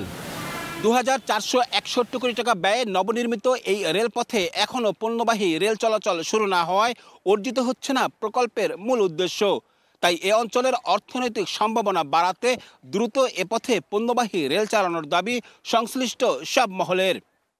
আব্দুল্লাহ আল মামুন রুবেল, সময় সংবাদ, খুলনা। ব্যবসায়িক মন্দাসহ নানা কারণে খুলনায় জাহাজ নির্মাণ ও সংস্কার শিল্পে অনেকটাই ভাটা পড়েছে। কাজ না থাকায় আর্থিক ক্ষতির মুখে ডকইয়ার্ড শিল্পের সঙ্গে জড়িত প্রায় 2000 শ্রমিক কর্মচারী। রাজনৈতিক পথ পরিবর্তনে গা ঢাকা দিয়েছেন নৌযান মালিকদের বড় একটি অংশ। সেই সঙ্গে চোরের উপদ্রব, চাঁদাবাজি ও লোডশেডিংয়ে ভোগান্তিতে ডকইয়ার্ড মালিকরা। আব্দুল হালিমের ছবিতে বেল্লাল হোসেন সজলের রিপোর্ট। সাব্বির শিকদার দীর্ঘ 10 বছর ধরে নৌযান মেরামত শিল্পের সঙ্গে যুক্ত। তবে দীর্ঘ এ কর্মযাত্রায় বর্তমান সময়টাকে ক্রান্তিকাল হিসেবে দেখছেন তিনি। নিয়মিত কাজ নেই, তবু জীবিকার তাগিদে আঁকড়ে আছেন পেশা। আমার ফ্যামিলি আমার মাথার উপরে, ঠিক আছে, যার কারণে আমি এখান থেকে বেরো হইতে পারতেছি না। শুধু সাব্বির নন, নিয়মিত কাজ না পেয়ে অনেকেই এ শিল্প থেকে হারিয়ে গেছেন। ছাত্র জনতার গণ অভ্যুত্থানে দেশে রাজনৈতিক পট পরিবর্তনের পর থেকেই ব্যবসায়িক মন্দাসহ নানা কারণে খুলনায় নৌযান মেরামত শিল্পে ধস নেমেছে। আর্থিক ক্ষতির মুখে ডকইয়ার্ড শিল্পের সঙ্গে জড়িত 2000-এর বেশি শ্রমিক কর্মচারী। 4 মাস পর একটা ট্রিপ হয়, এখন কি এখানে কি আমি স্টাফ স্যালারি দেবো, না জাহাজ মেরামত করার জন্য যে একটা খরচা আছে সেই এই খরচাটা আমি জমাবো, যার জন্য মালিকরাই জাহাজগুলো সব বিক্রি করে দিচ্ছে। 3 ভাগের 2 ভাগই নাই, আমরা যারা আছি তাও সপ্তাহে 2 দিন 3 দিন কাজ হয়। আমাদের এতে সংসার চালানো খুবই কষ্ট হয়েছে, আমরাও দেখা গেছে এক পর্যায়ে অন্য কাজে ঢুকে যাবো। অনেকে কাজ আমাকে সাথেই করতো, অনেকে রিক্সা চালায়, অনেকে ভ্যান চালায়, ঠেলা গাড়ি চালায়। শ্রমিকদেরও সংকট দেখা দিছে, সো এই কারণে মনে করেন যে ডকইয়ার্ডের অবস্থা ধরতে গেলে এক প্রকার খারাপ। রূপসা নদীর পার ঘেঁষে গড়ে ওঠা এসব ডকইয়ার্ডে জাহাজ, লঞ্চ, কার্গো, স্টিমার সহ বিভিন্ন নৌযান নির্মাণ, মেরামত ও আধুনিকায়ন করা হয়। বর্তমানে মোংলা বন্দরে সার ও কয়লার আমদানি কমে যাওয়ার পাশাপাশি রাজনৈতিক পট পরিবর্তনে নৌযান মালিকদের অনেকেই গা ঢাকা দেওয়ায় নৌপথে পণ্য পরিবহন কমেছে। সেই সঙ্গে চোরের উপদ্রব, চাঁদাবাজি ও লোডশেডিংয়ের ভোগান্তিতে ডকইয়ার্ড মালিকরা। পরিস্থিতি অনুকূলে আনতে সবার সমন্বয় ও সরকারের সহযোগিতা চান মালিক সমিতির নেতারা। নতুন তৈরি হচ্ছে না, সব জাহাজ আস্তে আস্তে যেগুলো মানে একটু দুর্বল হয়ে গেছে যেসব জাহাজ, সেসব জাহাজের মালিকরা রিপেয়ার না করে জাহাজ কাটিয়ে বিক্রি করে দিচ্ছে। দ্রব্যমূল্যের দাম এত বেশি, নতুন করে জাহাজ যে তৈরি করবে, মানুষে কাজকর্ম করাবে, এটা হিমশিম খেয়ে যাচ্ছে মালিকরা। জাহাজ কাটে কাটে মানুষ প্লেট রেখে চলে যাচ্ছে, তাও প্লেটও বিক্রি হচ্ছে না, মানে মিলওয়ালারা প্লেটও নিচ্ছে না লোডশেডিং এর কারণে। সরকার আমাদের ব্যাপারে যদি একটু সহানুভূতিশীল হয় তাহলে তো আমাদের এই শিল্পটা বেঁচে থাকবে এবং কমপক্ষে 2-2.5 হাজার শ্রমিকের যে কর্মসংস্থানের ব্যবস্থাটা টিকে থাকবে। খুলনায় প্রায় 40টি ডকইয়ার্ড রয়েছে। এক সময়ের কর্মচাঞ্চল্যে ব্যস্ত থাকা এই ডকইয়ার্ডগুলো এখন অনেকটাই শান্ত। তবে রাজনৈতিক স্থিতিশীলতা তৈরি ও ব্যবসায়িক পরিস্থিতির উন্নতি হলে ডকইয়ার্ডগুলোতে আবারও প্রাণ ফিরবে, এমনটাই স্বপ্ন বুনছেন এই কাজের সঙ্গে নিয়োজিতরা। বেলাল হোসেন সজল, সময় সংবাদ, খুলনা। দফায় দফায় খাবার, মুরগির বাচ্চা, ভ্যাকসিন সহ ওষুধের দাম বাড়ায় আর্থিক ক্ষতির মুখে খুলনা অঞ্চলের পোলট্রি শিল্প। ব্যাংক, এনজিও, সমিতি থেকে ঋণ নিয়েও ঘুরে দাঁড়াতে পারছেন না খামারিরা। একের পর এক লোকসানে গত 1 বছরেই বন্ধ হয়ে গেছে 6 শতাধিক মুরগির খামার। এ অবস্থায় শিল্পটিকে টিকিয়ে রাখতে কৃষি খাতের মতো ভর্তুকির দাবি সংশ্লিষ্টদের। আব্দুল হালিমের ছবিতে আব্দুল্লাহ আল মামুন রুবেলের প্রতিবেদন। নিত্যপণ্যের ঊর্ধ্বমুখী বাজারে কিছুটা কম মূল্যে ভোক্তাদের প্রয়োজনীয় আমিষের চাহিদা মেটায় মুরগি ও ডিম। তবে নানা সংকটে এই শিল্পটি। 6 মাস আগেও মুরগিতে পরিপূর্ণ থাকা খুলনার বটিয়াঘাটা উপজেলার এই খামারটি এখন খালি পড়ে রয়েছে। শুধু এই খামারটি নয়, পুরো জেলায় ছোট বড় 6 শতাধিক মুরগির খামার বন্ধ হয়ে গেছে গত 1 বছরের মধ্যে। আর গত 5 বছরে পুরো বিভাগে প্রায় 10,000 মুরগির খামার বন্ধ হয়েছে, যার মধ্যে শুধু চুয়াডাঙ্গায় বন্ধ হয়েছে 7,000 খামার। খামারিদের দাবি, দফায় দফায় মুরগির খাবার, বাচ্চা, ভ্যাকসিনের দাম বৃদ্ধিতে প্রতিনিয়ত উৎপাদন খরচ বাড়ছে। সেই সঙ্গে অতিরিক্ত তাপ, বন্যাসহ নানা প্রাকৃতিক কারণে মুরগির মৃত্যু ঘটছে। দিন শেষে লাভ তো দূরে থাক, উঠছে না উৎপাদন খরচই। এতে আর্থিক লোকসানের মুখে বাধ্য হয়ে খামার বন্ধ করে দিচ্ছেন অনেকেই। খাদ্যের যে দাম, লেবারের যে দাম, তারপরে কর্মচারীর যে মূল্য, এ দিতে গেলে আমাদের এতে বর্তমানে ব্যবসা করতে গেলে অনেক হিমশিম খাওয়ার প্রয়োজন। খাবার এবং ওষুধের ব্যাপারে সরকার কোনো পদক্ষেপ নেয় না, এই জন্য আমরা খুবই ক্ষতিগ্রস্ত। ডিমের দাম কমে, ডিমের দাম কমে, কিন্তু খাদ্যের দাম কমালে তো আমরা পারি যাই, কিন্তু খাদ্যের দাম তো কমায় না। খামারগুলো নষ্ট বন্ধ করে দেওয়া হচ্ছে, কিছু কর্মচারী ছাঁটাই করে দেওয়া হচ্ছে, বেতন দিতে পারতেছে না। রস খাটি আমাকে আর জায়গা নাই, এখন আমরা কি করবো? এখন অন্য কাজ কম্ব করে খাইয়ে স্যার আমাকে আর কোনো অবস্থা নাই। এদিকে পোল্ট্রি শিল্পকে টিকিয়ে রাখতে কৃষি খাতের মতো ভর্তুকি,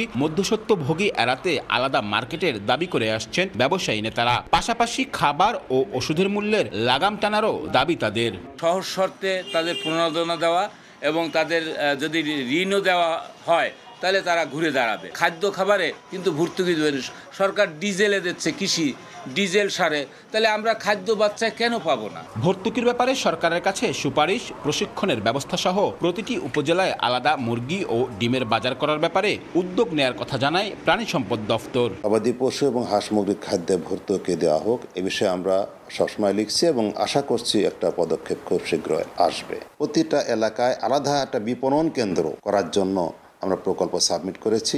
মধ্যস্বত্বভোগী যদি আমরা দূর করতে পারি তাহলে কিন্তু খামারি তার ন্যায্য মূল্য পাবে। খুলনা বিভাগের 10 জেলায় নিবন্ধিত ছোট বড় পোল্ট্রি খামার চালু রয়েছে প্রায় 37,000। আব্দুল্লাহ আল মামুন রুবেল, সময় সংবাদ, খুলনা। এক যুগ ধরে অকেজ নড়াইলের একমাত্র মৎস্য বীজ উৎপাদন কেন্দ্র ও খামার জনবল সংকট ও সংস্কারের অভাবসহ নানা প্রতিবন্ধকতায় বন্ধ রেণু উৎপাদন। একসময়ের দেশ সেরা খামারটির বেহাল দশায় ক্ষতিগ্রস্ত হচ্ছেন মৎস্য চাষিরা। অবকাঠামো সহ অন্যান্য সংকট দূর করে দ্রুত খামারটি চালু করার আশ্বাস দিয়েছে জেলা মৎস্য কর্মকর্তা। সজীবুর রহমানের তথ্য ও ছবিতে রিপোর্ট। গেটে ঝুলছে তালা, দেয়ালে লেখনীয় মুছে গেছে, দাঁড়িয়ে আছে জরাজীর্ণ কয়েকটি ভবন, পুকুরের পাড় আগাছায় পরিপূর্ণ। নড়াইল সদরের একমাত্র সরকারি মৎস্য বীজ উৎপাদন কেন্দ্র ও খামারের এমন বেহাল দশা। মৎস্য চাষীদের সুবিধার্থে ১৯৮২ সালে নড়াইল সদরে প্রতিষ্ঠিত এই খামারের সাদা মাছ ও চিংড়ি মাছের রেণু উৎপাদন হতো। ১৯৮৫ থেকে ৮৬ সালে মাছের পোনা উৎপাদনে অবদান রাখায় রাষ্ট্রীয় সম্মাননাও পায় প্রতিষ্ঠানটি। তবে নানা অব্যবস্থাপনায় বন্ধ প্রতিষ্ঠানটি। বড় বড় ৮টি পুকুরের মধ্যে ৬টিতেই পানি শূন্য। খামারের হ্যাচারি অবকাঠামো নষ্ট হয়ে পড়ে আছে। এতে বাধ্য হয়ে যশোর সহ আশপাশের বিভিন্ন জেলা থেকে মাছের পোনা সংগ্রহ করতে হচ্ছে চাষিদের। অতিরিক্ত অর্থ ও সময় ব্যয় হওয়ার পাশাপাশি পোনা ক্ষতিগ্রস্ত হওয়ার শঙ্কায় থাকেন চাষিরা। নড়াইল থেকে মনে করেন যশোর, কোয়ানি, নেত্রকোনা বিভিন্ন ডিস্ট্রিক্টের থেকে আমাকে আনা লাগে। অনেক দূর থেকে আনার কারণে এই রেনুর সার্ভাইভাল রেট কম হয়, অর্থাৎ মৃত্যু হার বেড়ে যায়, যে কারণে স্বাভাবিকভাবে আমাদের খরচটা বেড়ে যায়। এখন আমাকে যে দাম পড়ে খাদ্য খাবার দিই আমার অনেক, তাতে যে খরচা হয় তাতে আমি বর্তমানে বেশি একটা লাভবান হচ্ছি না। জনবল ও অবকাঠামোগত সমস্যা সহ পানিতে আয়রনের প্রভাবে পোনা উৎপাদন বন্ধ দাবি মৎস্য কর্মকর্তার। তবে দ্রুত তার সমাধানের আশ্বাস তার। ইতিমধ্যে আমাদের মহাপরিচালক স্যার এসেছিলেন এবং হ্যাচারি কার্যক্রম, খামারের কার্যক্রমগুলো পরিদর্শন করেছেন। হ্যাচারি বিষয়ে আমাদেরকে নির্দেশনা দিয়ে গেছেন এস্টিমেট করার। আমরা একটা এস্টিমেট করে পাঠিয়েছি। নড়াইল যশোর মহাসড়কের বউবাজার এলাকায় প্রায় ৯.৭৫ একর জায়গার উপর গড়ে তোলা হয় মৎস্য বীজ উৎপাদন কেন্দ্রটি। ২০১২ সালে আনুষ্ঠানিকভাবে উৎপাদন বন্ধ প্রতিষ্ঠানটির। সময় সংবাদ, নড়াইল। সাতক্ষীরায় দিন দিন বাড়ছে পানি ফল চাষ। খেতে সুস্বাদু হওয়ায় বাজারেও চাহিদা ভালো। জেলার চাহিদা মিটিয়ে দেশের বিভিন্ন বাজারে সরবরাহ করেছে ফলটি। এতে লাভবান হচ্ছেন চাষিরা। মমতাজ আহমেদ বাপির পাঠানো তথ্য ও ছবিতে রিপোর্ট। দূর থেকে জলাশয়ে কচুরিপানা ভরা মনে হলেও এটি একটি গাছের ফল, যা ভাসমান থাকে পানিতে। নিচে থাকা ফল তুলে আনেন চাষিরা। প্রাচীনকাল থেকেই সাতক্ষীরা সদর, দেবহাটা, কালীগঞ্জ, আশাশুনি, তালা ও কলারোয়ায় চাষ হচ্ছে পানি ফল। সিঙ্গারার মতো দেখতে হওয়ায় স্থানীয়ভাবে অনেকে এই ফল চিনে সিঙ্গারা ফল হিসেবে। এর আমদানিও বেশি, বেচাকেনাও বেশি। চাষ করে মনে করেন খুবই লাভবান। এতে মনে করেন আমরা বছরে আমাদের বেশ খানিক টাকা হয়। ফলগুলো অনেক সুন্দর আর কি, খাইতে ভালো লাগে। আমি যখনই এখানে আসি তখন এখান থেকে নিয়ে যাই। মহাসড়কের দুই পাশে সারিবদ্ধভাবে পানি ফল বিক্রি করছেন স্থানীয় কৃষকরা। প্রতিদিন ১৫ থেকে ২০ টাকা কেজি দরে পাইকাররা সরাসরি ক্ষেত থেকে কিনে যশোর ও খুলনা সহ দেশের বিভিন্ন বাজারে নিয়ে যাচ্ছেন। চাষিরা বলছেন সরকারি ও বেসরকারি সহায়তা পেলে ফলটি চাষ আরও বাড়বে। বিঘা প্রতি ২০ থেকে ৩০ হাজার টাকা খরচ করে ৭০ থেকে ৮০ হাজার টাকার পানি ফল বিক্রি করা হয়। এতে স্বাবলম্বী হচ্ছেন চাষিরা। অন্য অন্য ধান পাড়েছে, পানি ফল লাগায় আমি সংসারে উন্নয়ন করেছি। আর এটা লাভবান ফসল। শুধু তাই না, এতে অনেক কৃষক, গরিব মানুষ শ্রমিক খাটতে পারে। জমিগুলো চাষ হচ্ছে, একদিকে বেকারত্ব দূর হচ্ছে, অন্যদিকে কর্মসংস্থান হচ্ছে। আমরা অনেকগুলো টাকা উপার্জন করতে পারছি। কৃষি কর্মকর্তা জানালেন, জলবায়ু পরিবর্তনের প্রভাব মোকাবেলায় পানি ফল একটি সম্ভাবনাময় ফসল। এতে রয়েছে ভেষজ গুণ। খাদ্য তালিকায় এটা একটা নতুন সংযোজন এবং বিকল্প খাদ্য হিসেবে এটা বহু প্রাচীনকাল থেকেই এই অঞ্চলে ব্যবহার হয়ে থাকে। আমরা আশা করছি যে এই আবাদের মাধ্যমে আমাদের জলবায়ু পরিবর্তনের যে প্রভাব, সেই প্রভাবকে কাটিয়ে রেখে আমরা কৃষির উৎপাদনশীলতা বৃদ্ধি করতে পারবো। কৃষি বিভাগের দেওয়া তথ্য মতে গত বছর জেলায় ১০৫ হেক্টর জমিতে পানি ফল চাষ হলেও এবার তা বেড়ে ১৩৬ হেক্টরে দাঁড়িয়েছে। সময় সংবাদ, সাতক্ষীরা।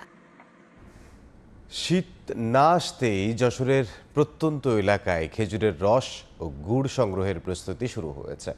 ব্যস্ত সময় পার করছেন গাছিরা। তাদের দাবি, গাছের সংখ্যা কম হওয়ায় অধিকাংশ খেজুর গাছ থেকে রস আহরণ করা সম্ভব হবে না।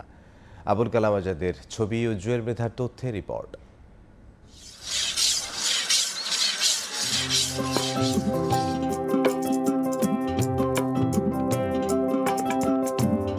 গ্রামীণ জনপদে শীত আসলেই শুরু হয় খেজুর গাছ থেকে রস সংগ্রহের প্রস্তুতি।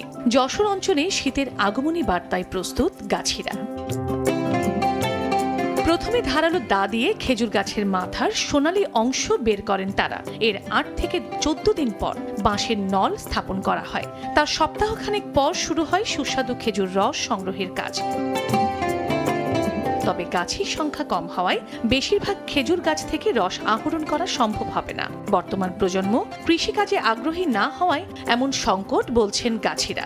তারপরেও আগামী ৪ মাস এই খেজুরের রস ও গুড় বিক্রির অর্থেই চলবে তাদের সংসার। ১০,০০০ মতন খেজুর গাছ আছে।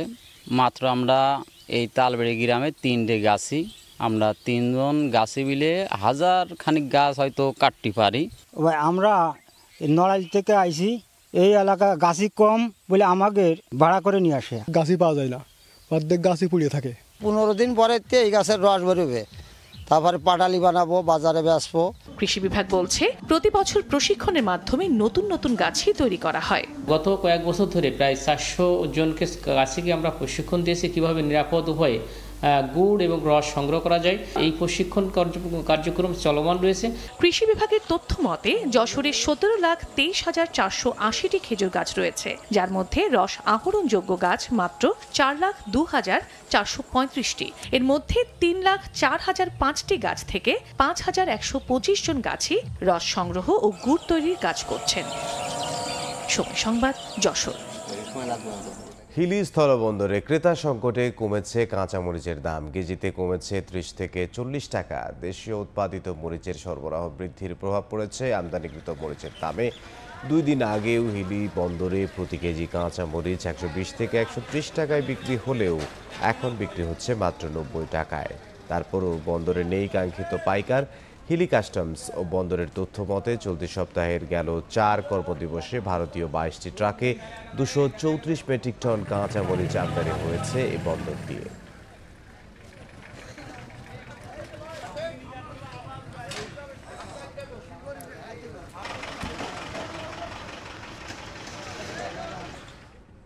পটুয়াখালীর পাইকারি বাজারে বেড়েছে মাছের সরবরাহ।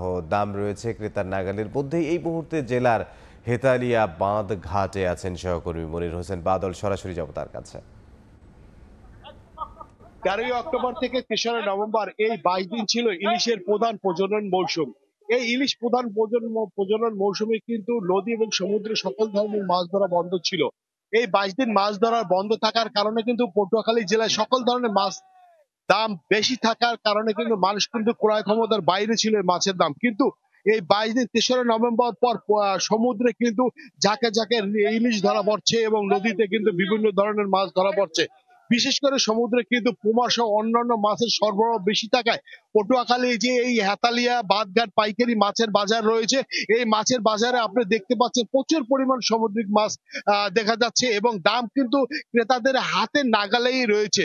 বর্তমানে কিন্তু 1 কেজি যে ইলিশ রয়েছে সেই ইলিশ আসলে খুব কম দেখা যাচ্ছে, কিন্তু যে ইলিশগুলো সমুদ্রে থেকে আসছে বা নদী থেকে ধরা পড়ছে জেলেদের জালে, সেগুলো রয়েছে আকারে কিন্তু অনেকটাই ছোট। তবে এখানে যে এই বাজারে যে ইলিশগুলো উঠেছে এই ইলিশ কিন্তু আমরা দেখতে পাচ্ছি যে ইলিশ রয়েছে এই ইলিশের দাম কিন্তু 400 থেকে 450 টাকা কেজি রয়েছে। এছাড়া যে অন্যান্য মাছের দাম রয়েছে কিন্তু অনেকটাই কম। আমরা বিগত দিনে দেখেছি 1 কেজি পোমা মাছ বিক্রি হতো 250 থেকে 300 টাকা কেজি, সেই পোমা এখন বিক্রি হচ্ছে 150 টাকা কেজি। তা কিন্তু মানুষ কিন্তু অল্প টাকায় মাছ কিনতে পেয়ে খুবই খুশি। এছাড়া যারা ক্রেতারা এখানে মাছ কিনতে এসেছেন তাদের একাধিক ক্রেতাদের সাথে কথা বলেছি, তারা যে বিষয়টা জানিয়েছে যে সবজি 1 কেজি সবজি কিনতে গেলে 100 টাকার নিচে সবজি কেনা যাচ্ছে না, সে জায়গায় কিন্তু আমরা 100 টাকায় 1 কেজি বিভিন্ন ধরনের মাছ পাওয়া যাচ্ছে, যেমন তেলাপিয়া পাওয়া যাচ্ছে 100 টাকা কেজি, পোমা পাওয়া যাচ্ছে 100 টাকা কেজি, বা আপনার যে বিভিন্ন সামুদ্রিক মাছ দেখা যাচ্ছে তাও কিন্তু 100 এবং 150 টাকার ভিতর কেজি কিনতে পারছে ক্রেতারা। তবে এখানে যারা আড়তদাররা রয়েছে, আড়তদারদের সাথে কথা বলেছি, আড়তদাররা একটা বিষয় জানিয়েছে, বিগত 22 দিনের যে অবরোধ গেছে, অবরোধের কারণে মাছ ধরা বন্ধ ছিল এবং সমুদ্রে প্রচুর পরিমাণ ইলিশ সহ অন্যান্য মাছ ধরা পড়ছে। তবে এ বিষয়ে আমি যে সমুদ্রগামী জেলেরা রয়েছে তাদের সাথে কথা বলেছি, তারা যে বিষয়ে জানিয়েছে সমুদ্রে প্রচুর পরিমাণ মাছ রয়েছে, তবে ইলিশ মাছটা যেটা রয়েছে সেটি কিন্তু অনেকটা ছোট ধরা পড়ছে। তবে এই পটুয়াখালী হেতালিয়া বাঁধঘাট সহ পটুয়াখালী যে পাইকারি বাজার, মাছের বাজারগুলো রয়েছে, সব বাজারে কিন্তু দাম রয়েছে অনেকটি ক্রেতাদের হাতের নাগালে। এই ছিল আমার কাছে পটুয়াখালী থেকে, হেতালিয়া বাঁধঘাট থেকে, মাছের পাইকারি বাজার থেকে সর্বশেষ খবর। পটুয়াখালী থেকে সহকর্মী মনির হোসেন বাদল। খুলনার সদর ইউনিয়নের আশ্রয়ণ প্রকল্পটি গত 2 মাস ধরে পানিতে ডুবে আছে। বাধ্য হয়ে বেশিরভাগ পরিবার অন্য জায়গায় চলে গেছেন। স্থানীয়দের অভিযোগ, অপরিকল্পিতভাবে নিচু জায়গায় আশ্রয়ণ প্রকল্পটি নির্মাণ ও নিম্নমানের সামগ্রী ব্যবহার করায় ভোগান্তি চরমে পৌঁছেছে। আব্দুল হালিমের ক্যামেরায় তানজিম আহমেদের রিপোর্ট। ঘরে ঢুকতে বা বের হতে কেউ ব্যবহার করছেন ছোট নৌকা বা প্লাস্টিকের ড্রাম, আর যাদের তেমন সুযোগও নেই তারা বাধ্য হয়ে পানিতে ভিজেই যাতায়াত করছেন। বুকসমান পানিতে তলিয়ে আছে খুলনার ডুমুরিয়া উপজেলার সদর ইউনিয়নের আশ্রয়ণ কেন্দ্রের ঘরগুলো। 2 মাস আগের বর্ষায় সবগুলো ঘর ডুবে যায়। বাসিন্দাদের আবাসন সংকটের পাশাপাশি নেই রান্নার সুযোগও, বন্ধ হয়ে গেছে জীবিকার মাধ্যম। বসবাসের অনুপযোগী হয়ে পড়ায় আশ্রয়ণ কেন্দ্রটিতে থাকা 56টি ঘরের মধ্যে 40টির বেশি পরিবার ঘর ছেড়েছেন। তবে হতদরিদ্র কিছু পরিবার কোথাও যাওয়ার জায়গা না থাকায় ঝুঁকি নিয়ে বাস করছেন। কোনো কিছুতেই ভালো নেই, মানে মোটামুটি না খেয়ে দিন যাওয়ানো তো হয়ে গেছে, তো তরকারি কিনে খাতে পারছি না। খাটের পরে খাট থেকে তাই আমাকে থাকতে হয়েছিল, তারপরেও সেই পানি রাস্তায় ওই যে পানি, আমাদের ঘরে এর থেকে বেশি পানি। টুবলা টুবলি বইয়ে নিয়ে কনে যাবো, কি করবো তাই গুছাচ্ছি, এখন তার উপায় নেই। খাবারের কষ্ট হচ্ছে, থাকার কষ্ট হচ্ছে, আমরা এখন কোথায় যাই দাঁড়াবো? বাস্তি নিয়ে আসে নাকি আমরা মরতিলাম না, তাই জলে ডুবোই মারতে নিয়ে আসে। অন্য জায়গায় চলে যাবো, আমাকে ইনকামের কোনো পথ নেই, আমাকে কোনো পথ নেই। স্থানীয়রা বলছেন, প্রকল্পে যে ধরনের সুযোগ সুবিধা দেওয়ার কথা ছিল তা যেমন দেওয়া হয়নি, তেমনি নির্মাণে ব্যবহার করা হয়েছে নিম্নমানের সামগ্রী। স্বস্তির আশ্রয়নে চরম অস্বস্তিতে রয়েছেন এখানের বাসিন্দারা। ভূমিহীনদের আবাসনের উদ্দেশ্যে নেওয়া প্রকল্প পানির চেয়ে বেশি ডুবেছে দুর্নীতি আর অনিয়মে। খালের পাড়ে করতেছেন নিচে জায়গা, তা আপনি যদি একটু মাটি ভরাট করে যদি ঘরগুলো করেন তাহলে হয়তো এরা একটু থাকতে পারবে, আর তা না হয় থাকতে পারবে না। এখানে প্রতি বছর তলিয়ে যাবে পানির সাথে। উপজেলা প্রশাসনের দাবি, জায়গা নির্ধারণে তড়িঘড়ির কারণেই হয়েছে এমন সমস্যা। তবে বাসিন্দাদের দুর্ভোগ লাগবে নানা উদ্যোগের কথাও জানান উপজেলা নির্বাহী কর্মকর্তা। ফাঁকা জায়গা পেতে গিয়ে হয়তো নদীর পাড়ে বা কিছুটা নিচু জায়গায় হয়তো ঘরগুলো হয়েছে। অন্যান্য যে সমস্যাগুলো, যেমন আমাদের রাস্তার সমস্যা বা কোনো ঘরে যদি খুব জরুরি কোনো মেরামতের বিষয় থাকে, সেইগুলো আমরা করে দিচ্ছি, রাস্তাঘাট করে দিচ্ছি। টিউবওয়েলের যে সমস্যা সেটি, আবাসন এবং স্থানীয় যে বাজারের সাথে যে কানেক্টিভিটি, সেগুলো করার চেষ্টা করতেছি। চলতি বছরের জুনে কাগজে কলমে খুলনাকে ভূমি ও গৃহহীন ঘোষণা করা হলেও এমন নানা সংকটে বহু পরিবার এখনও ঘর ছাড়া। তানজিম আহমেদ, সময় সংবাদ, খুলনা।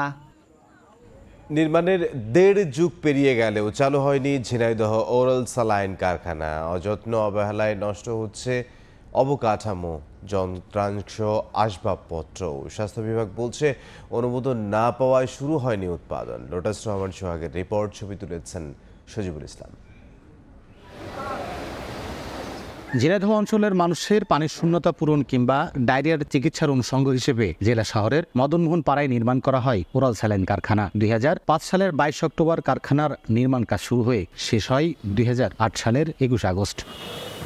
অযত্ন অবহেলায় পড়ে আছে স্যালাইন ফ্যাক্টরিটি। ভবনের চারপাশ ভরে গেছে ঝোপঝাড়ে। বিভিন্ন স্থানে সৃষ্টি হয়েছে ময়লা আবর্জনার স্তূপ। ফাটল দেখা দিয়েছে ভবনের দেয়ালে। অথচ কারখানাটি রক্ষা বা চালু করতে স্বাস্থ্য বিভাগের নেই কোনো উদ্যোগ। এতদিন ধরে জানতামই না যে এই জায়গাটা স্যালাইন ফ্যাক্টরি আছে। আজ পর্যন্ত কোনো কর্মসংস্থানের ব্যবস্থা হয়নি, বন্ধ হয়ে পড়ে আছে। উৎপাদন যদি হতো তাইলে ঝিনাইদহের মানুষ স্যালাইন সংকট থেকে মুক্তি পেত। মেশিনপত্র আসছে কিন্তু সেইগুলো অচল হয়ে যাচ্ছে। কারখানাটা বন্ধ থাকায় এখানে মাদকের আকারেই পরিণত হয়েছে। শুধুমাত্র বিএনপির উন্নয়নমূলক কর্মকাণ্ড বিধায় পরবর্তী সরকার এই স্যালাইন ফ্যাক্টরি আর চালু করেনি। তবে স্বাস্থ্য বিভাগের দাবি, অনুমোদন না দেয় এখনো চালু করা সম্ভব হয়নি কারখানাটি। দাপ্তরিকভাবে ওনাদের সাথে যোগাযোগ করেছি, কিন্তু এখন পর্যন্ত কোনো ধরনের দৃশ্যমান কোনো কিছু মানে ওইরকম ফলপ্রসূ কোনো কিছু আমরা পাই নাই। যোগাযোগটা অব্যাহত রাখবো, কিন্তু ওনারা দিবেন কিনা সেটা আসলে অধিদপ্তর বা মন্ত্রণালয়ের সিদ্ধান্ত হবে। স্বাস্থ্য বিভাগের দেয়া তথ্য মতে 98,34,189 টাকা ব্যয়ে ভবনটি নির্মাণ করে স্বাস্থ্য প্রকৌশলী দফতর। লোটাস রহমান সোহাগ, সময় সংবাদ, ঝিনাইদহ। ভোরের সময় আরও থাকছে। ফোর্ট সেলের গ্যাড়াকলে শেয়ার বাজারের বিনিয়োগকারীরা মুনাফা দূরের কথা হারাচ্ছেন পুঁজিও। মার্জিন ঋণ সুবিধা তুলে নেয়ার দাবি, শিগগিরই সিদ্ধান্ত। নারায়ণগঞ্জে 1000 অবৈধ গ্যাস সংযোগ বিচ্ছিন্ন করেছে তিতাস গ্যাস কর্তৃপক্ষ। বুধবার দুপুরে 2500-এর কয়েকটি এলাকায় জেলা প্রশাসনের নির্বাহী ম্যাজিস্ট্রেট মনোনীতা দাস এর নেতৃত্বে অভিযান চালায় তিতাসের ভ্রাম্যমাণ আদালত। এ সময় 600 বাড়ির 1000 অবৈধ সংযোগ বিচ্ছিন্ন করা হয়। জব্দ করা হয় বিপুল পরিমাণ অবৈধ পাইপ ও রাইজার। পরে বিচ্ছিন্নকৃত সংযোগগুলো পুনরায় স্থাপন রোধে স্থায়ীভাবে সিলগালা করে দেয় তিতাস কর্তৃপক্ষ। কারো ঋণ 2 লাখ, কারো বা 2 কোটি টাকা। শেয়ারবাজারে বড় পতনের জেরে আবার ফোর্ট সেল বা বাধ্যতামূলক বিক্রি করে সমন্বয় করা হচ্ছে সেই ঋণ। এতে মুনাফা তো দূরের কথা, পুঁজিও হারাচ্ছেন লাখ লাখ বিনিয়োগকারী। একদিকে ঋণের ভার, অন্যদিকে চক্রবৃদ্ধি, সুদের চাপ। এভাবে মার্জিন ঋণের ফাঁদে দেউলিয়া হয়েছেন অনেকেই। বিশ্লেষকরা বলছেন, যাচাই বাছাই ছাড়া দিদার্সে ঋণের অর্থলগ্নেই কাল হয়েছে বিনিয়োগকারীদের। বিস্তারিত মহির মারুফের প্রতিবেদনে। কারো স্বল্প সময়ে বেশি মুনাফার লোভ, কেউ বা আবার অতি উৎসাহে 7-5 না ভেবেই নিয়েছেন মার্জিন ঋণ। সম্প্রতি সূচকের পতনে ভুক্তভোগী এরা সবাই। ফোর্ট সেলের গ্যারাকলে অনেকেই হারিয়েছেন নিজের ইকুইটি, বিক্রি করতে বাধ্য হয়েছেন ভালো ভালো কোম্পানির শেয়ার। সব হারিয়েও যেন রক্ষা নেই, চক্রবৃদ্ধি সুদে দেনা শোধ করতে হচ্ছে বিনিয়োগকারীদের। 1,25,00,000 টাকা বাড়ি বিক্রি করে সে ঢুকাইছে, তার শেয়ার সেল করে দিছে, এখন তার 1600 টাকা আছে। যারা মার্জিন লোন নিয়ে ব্যবসা করেছে তারা তো একেবারে জিরো হয়ে গেছে। এখন 1000% বাড়লেও তাদের কোনো লাভ হবে না। ধাক্কা খেয়ে বাজার থেকে মার্জিন ঋণের সুবিধা একেবারে তুলে নেওয়ার দাবি বিনিয়োগকারীদের। নিজস্ব পুঁজি তো চলেই গেছে এবং আরও তারা ঋণ হয়ে গেছে। তা আমার মতে এই মার্জিন ঋণটা না থাকলে পারে মার্কেটটা স্বাভাবিক অবস্থায় চলবে। এই বিষয়গুলো যখন আমি বুঝতে পারলাম যে আস্তে আস্তে অনেক ইন্টারেস্ট আসছে, ইকুইটি আমার কমে আসছে, তখন আমি মার্জিন ঋণ থেকে সরে আসলাম। বাজার যতই খারাপ যাক, বিনিয়োগকারীর ইকুইটি কোনোভাবে শূন্যে নামার কথা না।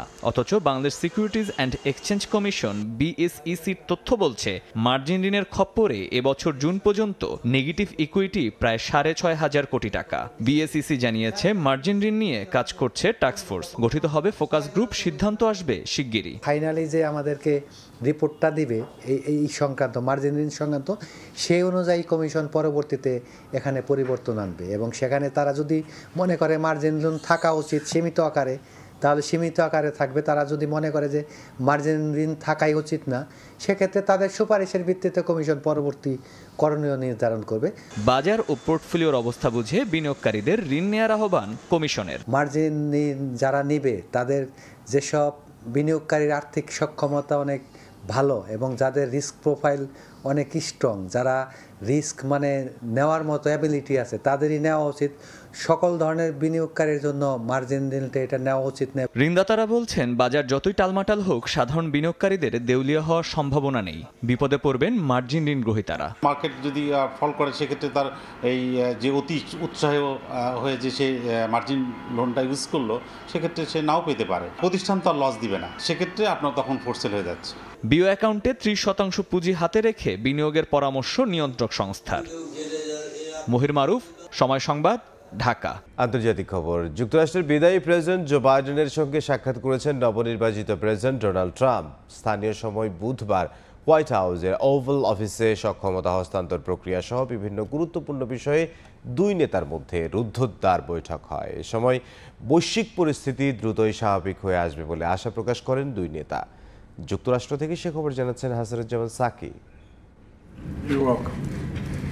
স্থানীয় সময় বুধবার হোয়াইট হাউসের ওভাল অফিসে মার্কিন প্রেসিডেন্ট জো বাইডেনের সঙ্গে পূর্ব নির্ধারিত সাক্ষাৎ করেন নবনির্বাচিত প্রেসিডেন্ট ডোনাল্ড ট্রাম্প। শান্তিপূর্ণভাবে ক্ষমতা হস্তান্তরের জন্য নবনির্বাচিত প্রেসিডেন্টকে বিদায়ী প্রেসিডেন্টের আমন্ত্রণ এবং উভয়ের বৈঠক যুক্তরাষ্ট্রের দীর্ঘদিনের ঐতিহ্য।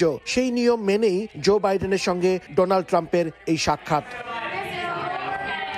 জানা গেছে হোয়াইট হাউসের ওভাল অফিসে দুই নেতার রুদ্ধদ্বার বৈঠক হয়। বৈঠকের আলোচনার বিষয় সম্পর্কে কোনো তথ্য জানা না গেলেও বিভিন্ন গণমাধ্যম বলছে ক্ষমতা হস্তান্তর সহ যুক্তরাষ্ট্রের জাতীয় স্বার্থ সহ গুরুত্বপূর্ণ বিভিন্ন বিষয় প্রাধান্য পেয়েছে। বৈঠক শেষে আনুষ্ঠানিক ফটো সেশনে অংশ নেন জো বাইডেন এবং ডোনাল্ড ট্রাম্প। এ সময় ক্ষমতা হস্তান্তর প্রক্রিয়া সুন্দরভাবে এগিয়ে নেওয়ার জন্য বাইডেনের প্রশংসা করেন ট্রাম্প। বলেন, বর্তমান সময়ে কঠিন হয়ে পড়েছে রাজনীতি। বিভিন্ন কারণে পুরো বৈশ্বিক পরিস্থিতি ভালো না হলেও এখন থেকে সবকিছু ঠিক হয়ে যাবে বলেও আশা প্রকাশ করেন Trump. The 47th president of the United States. Donald J. Trump. বাইডেনের সঙ্গে সাক্ষাতের আগে নিয়ম অনুযায়ী ওয়াশিংটনে নিজ দল রিপাবলিকান পার্টির আইন প্রণেতাদের সঙ্গে সাক্ষাৎ করেন ট্রাম্প। নিজ দলের সিনেটর ও প্রতিনিধি পরিষদের সদস্যদের উদ্দেশ্যে দেয়া বক্তব্যে ঐতিহাসিক জয়ের জন্য ভোটার ও সমর্থকদের প্রতি কৃতজ্ঞতা প্রকাশ করেন যুক্তরাষ্ট্রের নবনির্বাচিত প্রেসিডেন্ট। বলেন, সব উপায়েই 7টি দোদুল্যমান অঙ্গরাজ্যেই জয় পেয়েছে রিপাবলিকান পার্টি। হাসানুজ্জামান সাকি, সময় সংবাদ, যুক্তরাষ্ট্র। পবিত্র উমরা পালনকারীদের জন্য নতুন নির্দেশনা জারি করেছে সৌদি আরব। এই নির্দেশনায় বিশেষভাবে স্বাস্থ্য সুরক্ষা ও স্যানিটেশন ব্যবস্থা নিশ্চিত করার উপর গুরুত্ব দেওয়া হয়েছে। এছাড়া বিশেষ সুবিধা হিসেবে ভিসার মেয়াদ 30 দিন থেকে বাড়িয়ে 90 দিন করা হয়েছে। বিস্তারিত আরিফুর রহমানের প্রতিবেদনে। নিরাপত্তা ও স্বাস্থ্য সুরক্ষার লক্ষ্যে ওমরা পালনকারীদের জন্য বেশ কিছু নির্দেশনা দিয়েছে সৌদি আরব। এর মধ্যে তাওয়াফ ও সাই শেষ করার পর শুধু অনুমোদিত নাপিতের কাছেই চুল কাটানোর পরামর্শ দেওয়া হয়েছে। এই নির্দেশনায় বিশেষভাবে গুরুত্ব দেওয়া হয়েছে স্যানিটেশন ব্যবস্থা নিশ্চিত করার উপর। নতুন নির্দেশনা অনুযায়ী অনুমোদিত সেলুনগুলোতে স্বাস্থ্য সুরক্ষা বাড়াতে শেভিং রেজার পুনরায় ব্যবহার সম্পূর্ণরূপে নিষিদ্ধ করা হয়েছে। এছাড়া ওমরা পালনকারীদের পায়ের যত্ন নিতে আরামদায়ক জুতা পরিধান এবং দীর্ঘ সময় খালি পায়ে না হাঁটার পরামর্শ দেওয়া হয়েছে। ক্লান্তি এলে পর্যাপ্ত বিশ্রাম নেওয়া এবং ভারী খাবার এড়িয়ে চলার পাশাপাশি পর্যাপ্ত পানি পানের নির্দেশনাও দিয়েছে সৌদি সরকার। দেশটির হজ ও ওমরা মন্ত্রণালয় জানিয়েছে, ওমরা ভিসার মেয়াদ 30 দিন থেকে বাড়িয়ে 90 দিন করা হয়েছে, যা মুসল্লিদের জন্য বিশেষ সুবিধা এনে দেবে। ওমরা যাত্রীরা স্থল, আকাশ এবং সমুদ্র বন্দর ব্যবহার করে সৌদি আরবে প্রবেশ করতে পারবেন এবং যে কোনো বিমানবন্দর থেকে নিজ দেশে ফিরতে পারবেন। এছাড়া নারীদের জন্য বিশেষ সুবিধা হিসেবে পুরুষ অভিভাবক ছাড়াই ওমরা পালনের অনুমতি দিয়েছে দেশটির মন্ত্রণালয়। আরিফুর রহমান, সময় সংবাদ, সৌদি আরব। দেশের ফুটবলের খবর। জানুয়ারিতে জিয়ান্নি ইনফান্টিনোর বাংলাদেশ সফর উপলক্ষে বাফুফেকে আনুষ্ঠানিক চিঠি দিয়েছে ফিফা। সে মোতাবেক ব্যাপক পরিকল্পনা হাতে নিয়েছে ফুটবল ফেডারেশন। প্রধান উপদেষ্টার কার্যালয়ের সঙ্গে সমন্বয় করে দারুণ কিছু আয়োজনের চেষ্টা বাফুফের। ফিফা সভাপতির আগমনে ডেভেলপমেন্ট খাতে উল্লেখযোগ্য অর্জনের পরিকল্পনা করছে ফুটবল ফেডারেশন। আজারবাইজানের রাজধানী বাকুতে চলছে বিশ্ব জলবায়ু সম্মেলন। সেখানে প্রধান উপদেষ্টার সঙ্গে সাক্ষাৎ হয় ফিফা সভাপতি জিয়ান্নি ইনফান্তিনোর। এ সময় বিশ্ব ফুটবলের নিয়ন্ত্রক সংস্থার প্রধানকে বাংলাদেশে আসার আমন্ত্রণ জানান প্রধান উপদেষ্টা। ডক্টর ইউনুসের আমন্ত্রণ রক্ষা করতে দ্বিতীয়বার ভাবেননি জিয়ান্নি ইনফান্তিনো। সঙ্গে সঙ্গে জানিয়ে দিয়েছেন বাংলাদেশে আসার বিষয়ে তার সম্মতি। এরই মধ্যে ফুটবল ফেডারেশনের সঙ্গে যোগাযোগ করেছে বিশ্ব ফুটবলের নিয়ন্ত্রক সংস্থা। অফিসিয়াল চিঠি দিয়ে বিষয়টা করেছে পাকাপাকি। বসে নেই বাফুফেও। প্রধান উপদেষ্টার কার্যালয়ের সঙ্গে সমন্বয় করে উদ্যোগ নিচ্ছে দারুণ কিছু করার। ফিফা অফিস থেকে অলরেডি আজকে আমাদের সাথে যোগাযোগ করা হয়েছে বিএফএফ এর সাথে, যে এই ধরনের একটা ইনভিটেশন পেয়েছে তারা, and how to roll it out সব কিছু নিয়ে আলাপ হবে। খুব শীঘ্রই আপনারা আমাদের তরফ থেকে অ্যানাউন্সমেন্ট পাবেন। মাননীয় প্রধান উপদেষ্টার দপ্তর, ফিফা এবং বিএফএফ সকলে মিলে আলোচনা করে করবে ডেফিনেটলি। বাংলাদেশের ফুটবলের ডেভেলপমেন্ট খাতে গুরুত্বপূর্ণ অবদান রাখে ফিফা। বিভিন্ন প্রজেক্টের আওতায় ফান্ড পায় ফেডারেশন। এবার ফিফা সভাপতির সফর উপলক্ষে সে বিষয়ে আরও জোর দেওয়ার পরিকল্পনা করছে বাফুফে। ডেভেলপমেন্ট খাতে উল্লেখযোগ্য অর্জনের জন্য নেওয়া হবে বিশেষ কিছু পদক্ষেপ। ব্যাপক আমরা একটা কর্মসূচি নিচ্ছি এবং ওনার আগমনটা আপনারা দেখবেন ফুটবলের জন্য অনেক উল্লেখযোগ্য কিছু ওই সময় আমরা অ্যাচিভ করব। ফিফা তো আমাদের ডেভেলপমেন্টের সাপোর্ট করবেই, করে যাচ্ছে এবং ভবিষ্যতে করবে। তো আমরা সেটার জন্য we are taking our plans, will place, তার সাথে বসে আমরা এগুলো, আই হোপ দ্যাট ডেভেলপমেন্টের ক্ষেত্রে ফিফার সাহায্য সহযোগিতা আরও বৃদ্ধি পাবে। এর আগে 2019 সালে একদিনের সফরে বাংলাদেশে এসেছিলেন ফিফা সভাপতি। এস এম ইকবাল, সময় সংবাদ, ঢাকা। আফগানিস্তানের বিপক্ষে ওয়ানডে সিরিজ হারলেও সুখবর পেলেন বাংলাদেশের বেশ কয়েকজন ক্রিকেটার। ওডিআই র্যাঙ্কিংয়ে উন্নতি হয়েছে শান্ত মাহমুদুল্লাহ মিরাজদের। ইনজুরির কারণে সংযুক্ত আরব আমিরাতে শেষ ম্যাচে মাঠে নামা হয়নি শান্তর, তবে প্রথম 2 ম্যাচে 47 ও 76 রানের ইনিংস খেলেন টাইগার অধিনায়ক, আর তাতেই 11 ধাপে গিয়ে ক্যারিয়ার সেরা 23 নম্বরে উঠে এসেছেন তিনি। বাংলাদেশিদের মধ্যে আছেন সবার উপরে। শেষ ম্যাচে 98 রানের ইনিংস খেলা মাহমুদুল্লাহ 10 ধাপ এগিয়ে উঠেছেন 44 নম্বরে। এদিকে অলরাউন্ডার র্যাঙ্কিংয়ে 4 ধাপ উন্নতি হয়েছেন মিরাজের। আফগানদের বিপক্ষে 116 রান ও 3 উইকেট নিয়ে র্যাঙ্কিংয়ের 4-এ উঠেছেন তিনি। বোলিং র্যাঙ্কিংয়ে 6 ধাপ এগিয়ে মোস্তাফিজ 36 এবং 1 ধাপ এগিয়ে তাসকিন আছেন 39 নম্বরে। বোলারদের তালিকায় শীর্ষস্থান পুনরুদ্ধার করেছেন পাকিস্তানের শাহিন আফ্রিদি। ব্যাটিংয়ে শীর্ষে আছেন আরেক পাকিস্তানি বাবর আজম। এদিকে বাংলাদেশের বিপক্ষে সিরিজের পারফরমেন্সে অলরাউন্ডার র্যাঙ্কিংয়ে শীর্ষস্থান পোক্ত করেছেন আফগানিস্তানের মোহাম্মদ নবী। বিশ্বকাপ বাছাই পর্বের ম্যাচে প্যারাগুয়ের বিপক্ষে সতীর্থদের শতভাগ উজাড় করে খেলার আহ্বান আর্জেন্টাইন অধিনায়ক লিওনেল মেসির। ম্যাচ সামনে রেখে দ্বিতীয় দিনের অনুশীলনে সতীর্থদের এসব বার্তা দেন এমেলটন। মেসির সঙ্গে অনুশীলন করায় দক্ষতা বাড়ে বলে মন্তব্য বালের্দি পারেদেসদের। প্রতিপক্ষের মাঠে জয় তুলে নিতে অনুশীলনে নিজেদের ঝালিয়ে নিয়েছে আর্জেন্টিনা ফুটবল দল। যদিও চোটের কারণে আগামী 2 ম্যাচ থেকে ছিটকে গেছেন লিসান্দ্রো মার্টিনেজ, তার পরিবর্তে 1 বছর পর দলে ফিরেছেন Facundo Medina. Argentine superstar Lionel মেসির অবসর নিয়ে কদিন পরপরই সরগরম হয় গণমাধ্যম। বিশ্বকাপ জেতায় লিও হয়তো আর খেলবেন না আকাশি নীল জার্সিতে। এই গুঞ্জন আরও জোরালো হয় তার বয়স আর ফর্ম নিয়ে আলোচনা এলেই। বয়স 37 হলেও আর্জেন্টাইন সুপারস্টারের নিবেদন কমেনি বিন্দু পরিমাণ। জাতীয় দলের জার্সি গায়ে দায়িত্ব পালনে সব সময় আপোষহীন মেসি। ইন্টার মায়ামির হয়ে এমএলএস-এর চলতি মৌসুমের শেষটা হাসি মুখে করতে পারেনি মেসি। মৌসুম জুড়ে দারুণ খেলেও মেজর লিগ সকারের প্লে অফ থেকেই বিদায় নিতে হয় তার দলের। সে আক্ষেপ নিয়ে কালক্ষেপণ না করে জাতীয় দলের ডিউটিতে যোগ দেন বিশ্বকাপ জয়ী তারকা। তবে আর্জেন্টিনার জার্সি গায়ে সবসময় ভিন্ন এক মেসিকে খুঁজে পাওয়া যায়। বিশ্বকাপ বাছাইয়ে প্যারাগুয়ের বিপক্ষে মাঠে নামার আগে অনুশীলনেও দেখা মিলেছে এমন দৃশ্য।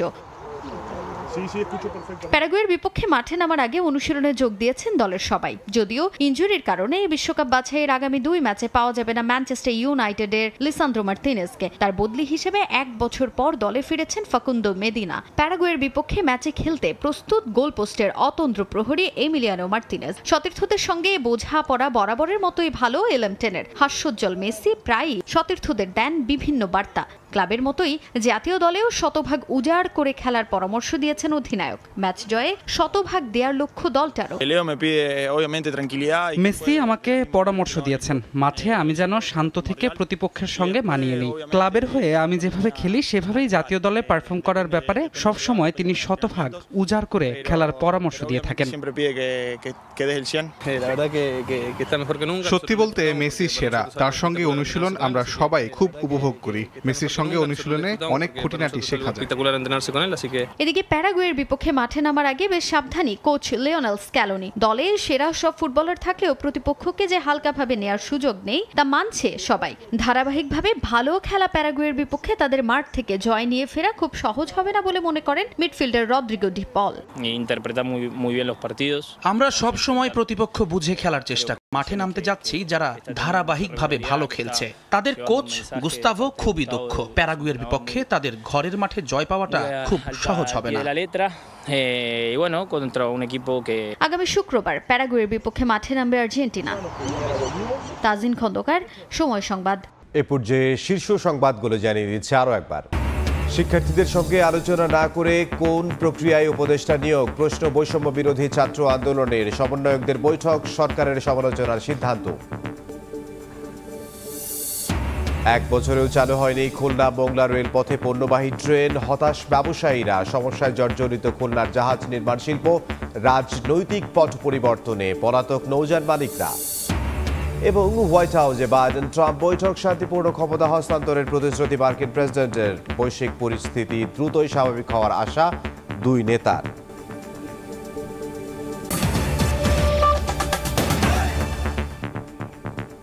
এই ছিল ভোরের সময়, সঙ্গে থাকুন সময়ের।